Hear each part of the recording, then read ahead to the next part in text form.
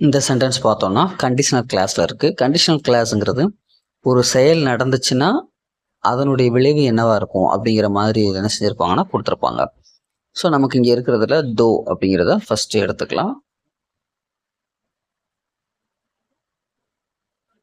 தோ நமக்கு சப்ஜெக்ட் யார் வந்துடணும்? ராணி தான். ஃபஸ்ட்டு ஷீ போட மாட்டோம், ஏன்னா ப்ரொனவுன் தான்.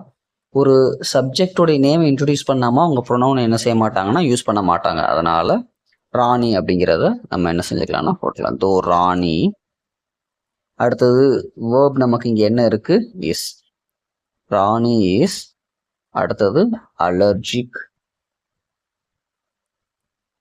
ராணி வந்து அலர்ஜியா ஃபீல் பண்றாங்க. எது அப்படின்னம்னா இங்கே டாக்ஸ் தான் இருக்கு. So allergy to dogs. அடுத்ததாக நம்ம என்ன செய்வோம்? ப்ரொனவுனை யூஸ் பண்ணுவோம். ஷீ. வேற என்ன வேர்ப் இருக்கு நமக்கு? அங்க ஹேஸ். ஆஃப் தம் யூஸ் பண்ணுவோம். மிச்சம் நமக்கு என்ன இருக்கு? 6. So 6 of them. ஆன்சர் என்ன வரும்னா though Rani is allergic to dogs she has 6 of them.